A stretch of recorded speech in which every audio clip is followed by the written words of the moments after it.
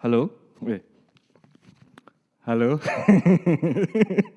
Wagu ya saya ya. Oke, salam jumpa dan salam budaya para pamirsa berita teater di seluruh jagat dunia maya. Berjumpa lagi dengan kami, sebuah platform yang akan membincangkan persoalan teater dan segala macam selut-belutnya. Kalau kayak di episode 1 itu ya. Masih bersama Mas Eko Santosa atau Mas Eko Ompong. Halo Mas. Halo. Ya. Ya, Mas, kemarin kan kita sudah ngobrolin soal ini, Mas. Soal apa kemarin ya? Produksi. Bagaimana cara membuat teater dengan cara yang sederhana? Minimal ada konflik. Waktu itu rotinya itu di sini. Iya. Wah, padahal ini tadi buat giveaway loh, Mas. Tadi buat tebak-tebakan penonton di rumah. Oke, kalau kemarin kan jenengan ngomong bahwa untuk membuat teater minimal memang harus bisa menghadirkan konflik. Ada protagonis, ada antagonis, ataupun berteater itu memang tidak bisa sendiri, harus dengan orang. Nah, sekarang pertanyaannya, apakah teater itu harus pakai naskah, Mas? Tidak sih, sebetulnya tidak.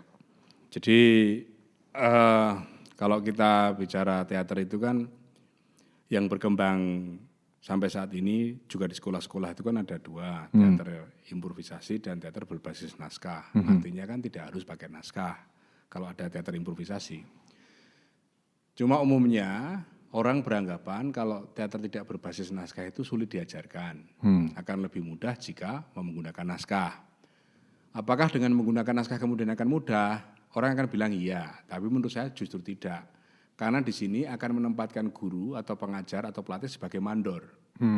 Nah, padahal si mandor ini juga belum tentu benar. Artinya juga belum tentu menguasai sepenuhnya. Misalnya begini, saya punya naskah, ada dua pemain, misalnya Mas Dinu dan Mas Dina. Dinu dan Dina main. Lalu kamu, Dinu kamu sebagai Pak Camat, Dina kamu sebagai lurah. Kan artinya menjadi sebagai mandor di sini. Benar. Terus kemudian semua bangunan dialog, karakter itu semua ada di naskah. Lalu apa yang harus saya berikan sebagai pengajar? Akhirnya saya hanya membenarkan dan menyalahkan. Oh, jangan begitu, Pak Camat itu harus begini, harus begini. Kan gitu. Ya. Mentalitas seperti ini kan kemudian membuat peristiwa belajar mengajar teater itu bukan menjadi peristiwa belajar mengajar bersama-sama. Jadi seolah-olah ada bos dan anak buah, seolah-olah menjadi begitu. Nah, sayangnya juga di teater yang improvisasi kadang-kadang ngajarnya juga begini, model begini. Sehingga pada akhirnya dialog itu hanya tidak dituliskan saja, tapi dihafalkan. Artinya kan sama aja. Iya. Naskah itu pada akhirnya nanti dialognya dihafalkan. Ini yang teater improvisasi ketika diajarkan kenapa juga dialognya harus dihafalkan. Kan gitu. Nah, itu yang terjadi. Jadi kalau sungguhnya nggak perlu pakai naskah. Sebab pantomim juga teater, Thomas. Iya, benar. Nah, kalau pantomim teater naskahnya gimana coba? Iya. Kan repot. Iya. Kira-kira gitulah. Jadi teater itu sebetulnya lebih terbuka daripada sekedar drama. Jadi sekedar naskah drama. Karena pantomim, teater gerak, teater tari itu juga bisa disebut sebagai teater. Nah, kalau masih ngomongin soal naskah, Mas, kan kemarin kita sempat ngobrolin bahwa teater itu pada awalnya berangkat dari upacara ya. Iya. Nah, dari upacara terus otomatis upacara kan nggak pakai naskah. Lalu kenapa tiba-tiba ada naskah di teater itu? Nah, kalau dari buku-buku yang ada itu kan karena dulu dilombakan. Jadi itu kemudian dicopot bagian dari upacara itu menjadi difestivalkan kita kira-kira begitu. Nah, sejak saat itulah kemudian bisa menjadi tontonan gitu. Itu kan dulu namanya Festival Dionysus itu. Cerita tentang Dionysus itu kemudian difestivalkan di Yunani kira-kira begitu. Dari situlah kemudian mulai lahir naskah itu. Menjadi tontonan lah. Oh, tontonan. Teater bisa bukan lagi menjadi bagian dalam ritual, benar-benar menjadi tontonan. Jadi tontonan. Oke. Apa ya? Kalau gitu sebenarnya apa ya, Mas? Posisi naskah kan kita pernah ngomongin sebenarnya teater dan drama itu katanya ya bedanya adalah kalau drama itu teksnya, teater itu pertunjukannya. Nah, sebenarnya itu gimana sih, Mas? Sejatinya perbedaan ya ini antara teks dengan pertunjukan itu. Ya sampai saat ini kan masih ada orang yang mengatakan teater adalah drama, drama adalah teater. Ya. Apakah itu salah? Ya enggak juga. Itu kan pemahaman orang kan bisa merdeka saja. Cuma drama itu kan lebih banyak ke sastra ya, karena ada sastra drama. Terus itu berbeda dengan novel, berbeda dengan cerpen, cara nulisnya, strukturnya juga berbeda dan lain sebagainya. Lalu ketika naskah ini sudah dipelajari dan dipentaskan, itulah yang disebut dengan teater. Karena teater kan jelas tempat untuk menonton pertunjukan. Artinya kalau itu sebagai sebuah definisi tempat untuk menonton pertunjukan atau menyaksikan pertunjukan, yang disaksikan kan pertunjukan, sudah bukan lagi teksnya. Benar. Kira-kira hanya demikian sebenarnya. Oleh karena itu pertunjukan itu maknanya menjadi luas daripada sekedar teks. Gitu. Teks yang tertulis ya maksudnya. Iya. Bukan teks dalam arti sekarang ya. Iya, Kalau benar. sekarang ini gerak aja disebut teks, Iya, disebut benar. teks. Ya apa-apa bebas lah nek saiki iki. Iya, benar. Yang penting kuat-kuatan. Sekarang kan gitu kan. Iya. Bahkan yang enggak terdengar pun visual. Oh iya. Kan? Benar. Sastra itu ada sesuatu yang tertulis. Ada sastra lisan. Oh iya. Jadi nulis yang cangkemin.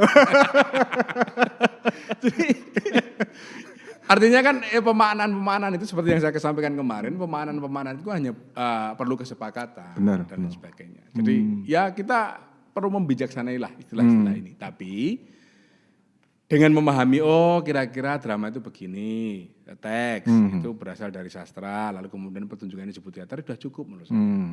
Tapi kalau ada yang mengatakan enggak, drama adalah teater ada drama, ya boleh. Iya. Setelah kamu pergi, saya tetap akan berkata drama adalah teks, teater adalah pertunjukan.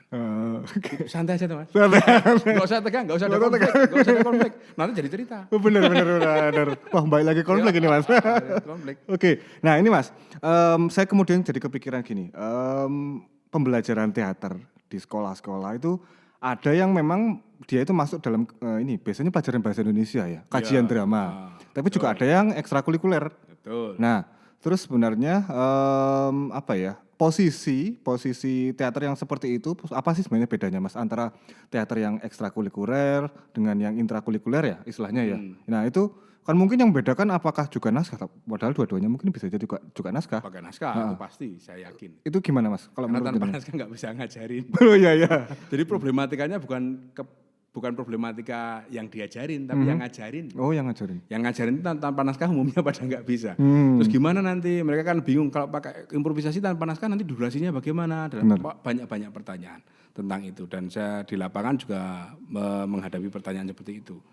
Padahal teater baru request itu cuma 2 menit bisa. Wah. Intinya kan begitu. Persoalannya kan hanya itu saja, pemahaman soal improvisasi dan sebagainya. Tetapi kembali ke pertanyaannya Mas Dinu.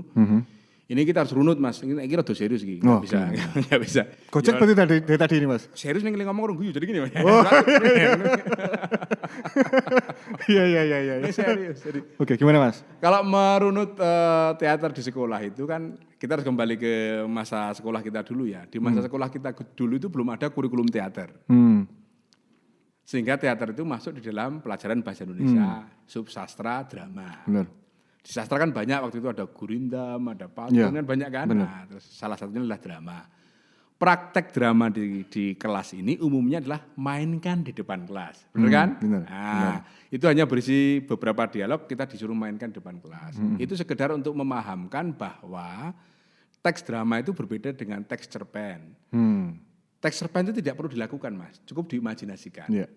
Sumirah berjalan ke pasar dengan membawa bundutan di tangannya. Kita membayangkan. Tetapi kalau drama nggak bisa. Itu kan bahasa lakuan. Iya. Sumirah (2) ngomong. Selamat pagi Bu, itu harus dilakukan.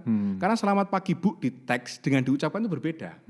Di teks itu hanya tulisan selamat pagi Bu. Selamat pagi, koma, kalau di YD ya. Selamat pagi, koma, Bu, titik. Itu bisa diucapkan selamat pagi Bu. Bisa selamat pagi Bu, bisa begitu, bisa selamat pagi Bu, bisa begitu kan? Itu bedanya. Benar. Karena harus diucapkan itu maka dipraktikkan di depan kelas. Nah, lalu kemudian si guru ini akan mengevaluasi pengucapannya dengan teks itu dengan maksud dari keseluruhan cerita itu tepat atau enggak. Nah, itu dulu. Iya. Sehingga itu sangat berbeda sekali dengan yang ekstrakurikuler. Karena ekstrakurikuler benar-benar teater yang berbasis naskah. Tidak lagi menjadi bukti dari sebuah karya sastra drama. Kira-kira begitu ya? Iya. Nah yang sekarang ini, teater itu punya kurikulum sendiri. Namanya di dalam kurikulum mata pelajaran seni budaya itu ada 4 aspek. Salah satu aspeknya adalah teater. Artinya dia sudah terpisah dari pelajaran bahasa Indonesia. Okay.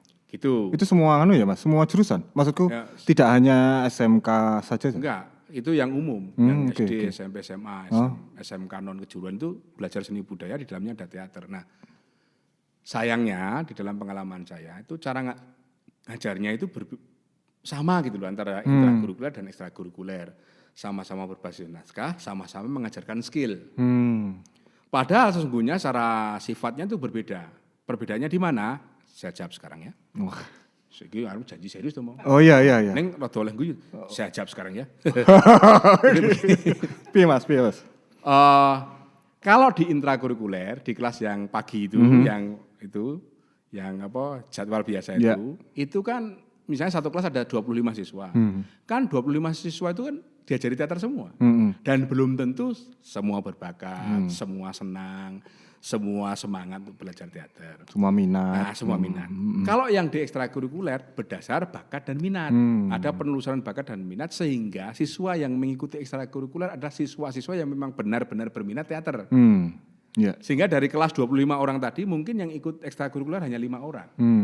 Kan berbeda seharusnya. Benar. Mengajarkan orang yang benar-benar berminat dan tidak itu kan berbeda. Tetapi sayangnya metodenya masih sama. Menggunakan naskah, lalu kemudian siswa diajarkan itu dibagi castingnya, lalu kemudian naskah itu dihafalkan, dimainkan. Yang enggak kebagian peran nanti membantu tata panggungnya dan sebagainya kan gitu. Kira-kira gitu masih sama. Padahal semestinya kan berbeda toh. Benar. Nah, ngomongin soal perbedaan, sebenarnya apa sih Mas kelebihan dan kekurangan dari pembelajaran menggunakan naskah drama itu Mas? Gini, yang ini pengalaman saya juga ya. Jadi dengan naskah itu terkunci, karena umumnya yang diajarkan itu yang drama yang bergenre drama. Jadi sastra drama tapi genrenya drama, karena banyak ada genre komedi, ada tragedi, drama. Dan ini pendekatannya teaternya realis. Umumnya karena di situ ada tentang sosiodrama, drama yang digunakan untuk mengajarkan nilai-nilai sosial, kira-kira begitu. Nah, oleh karena itu pembelajarannya dikunci. Jadi contohnya begini, tokoh bapak itu ngomongnya harus seperti ini, normatif, ibu normatif. Karena normatif ini, maka kemudian muncullah tipe cast yang tipikal gitu, yang bahkan sudah dibentuk oleh gurunya. Contohnya menjadi orang tua itu pasti ngomongnya gitu, gitu selalu gitu. Padahal tidak semua orang begitu. Benar. Harus batuk-batuk. Orang tua itu harus batuk-batuk. Kalau sekarang itu COVID. Gitu. Harus bungkuk. Harus pakai kacamata. Kalau yang orang tua Jawa itu pakai itu kinang atau susul itu. Pakai ini slayer. Padahal di kenyataan kita itu banyak orang yang usianya 80, 70 itu masih sehat. Benar. Kan gitu. Pertanyaannya kalau itu memang sosiodrama, lalu kenapa tidak sesuai dengan visualisasi nyata yang ada di sosial? Benar. Begitu. Nah, itu kesulitan-kesulitan dengan naskah drama karena naskah itu ngunci, lalu kemudian ekspresi-ekspresi yang ada dalam naskah itu sudah ditentukan oleh gurunya. Karena normatif. Padahal sesungguhnya kan enggak demikian. Karena naskah itu kalau teater profesional, naskah itu interpretable, artinya ini ada peran Batman, itu yang memerankan saya dan Mas Dino bisa jadi berbeda. Dan itu terbukti di filmnya kan. Benar. Batman-nya si George Clooney itu berbeda dengan Christian Bale, kira-kira begitu. Sama-sama Batman. Spider-Man-nya si ini Tom Holland berbeda dengan Maguire misalnya. Itu interpretable. Tapi kalau dulu di sekolah kan enggak. Orang tua harus begini. Kamu jadi apa? Jadi tentara. Ya harus gagah kan gitu. Kira-kira gitu. Jadi ngunci itu Mas, persoalan yang ngunci dan tidak terbuka itulah yang justru membuat sulit bagi anak untuk belajar.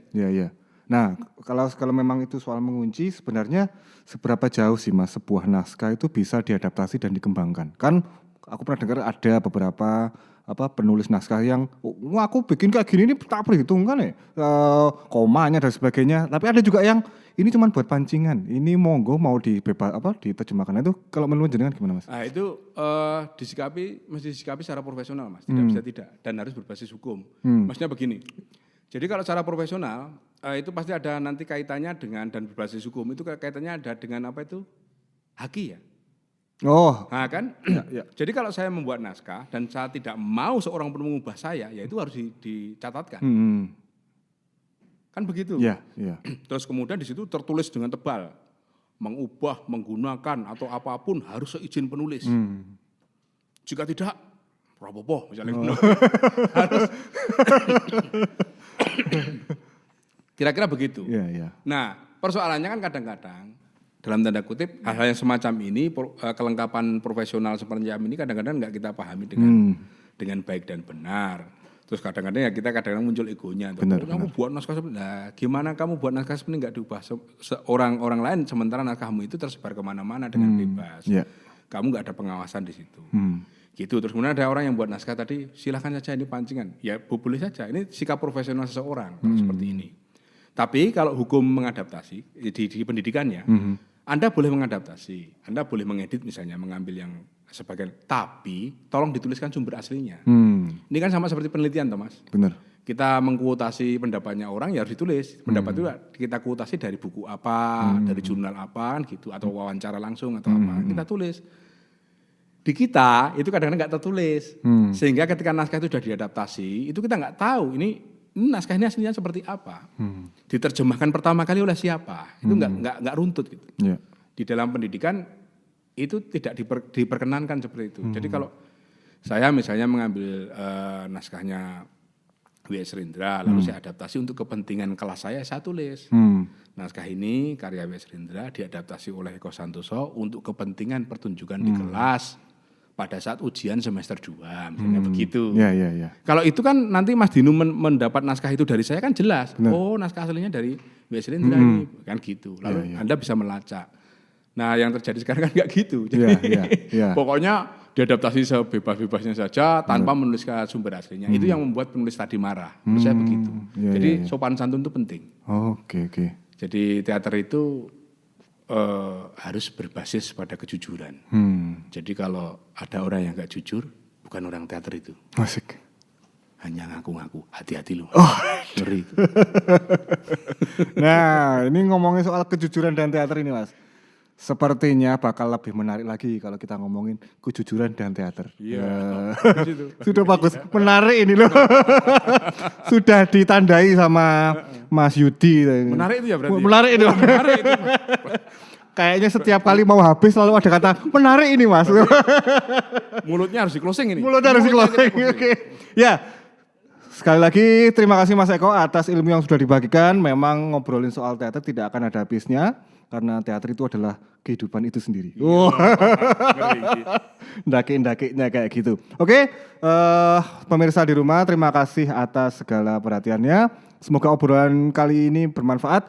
Kalau memang masih ada yang ganjel, masih ada yang kurang, kok ngobrolin kok kayak selalu nanggung ya. Salahkan Mas Andri yang sukanya awe-awe di pinggir panggung gitu. Nanti ya suka itu membuat dialog menarik. Suka membuat dialog menarik. Walaupun dialognya cuma 2 menit, 5 menit ya gitu. Oke. Saya closing dulu. Oke. Demikian berita teater episode 8 kali ini. Terima kasih sudah menemani kami dari episode 1 sampai 8. Mungkin nanti bakal bisa dengan Mas Eko lagi di episode berikutnya atau mungkin dengan narasumber yang baru. Bisa jadi hostnya juga bakal berbeda. Nantikan saja di berita teater karena kita akan terus membahas persoalan teater dan segala macam rona-rona yang ada di sana. Oke. Begitu bagi teman-teman, sekali lagi bagi teman-teman yang ingin mengajukan pertanyaan boleh berkomentar di kolom komentar atau mengeklik itu enggak bagus sekali ini. Mengeklik link yang ada di kolom deskripsi. Begitu Mas Eko. Terima kasih sudah berbagi pengetahuannya sampai episode 8 ini dan mungkin kita bisa bertemu lagi di episode yang lain ya Mas. Oke. Terima kasih, kita jumpa lagi di episode berikutnya. Salam budaya.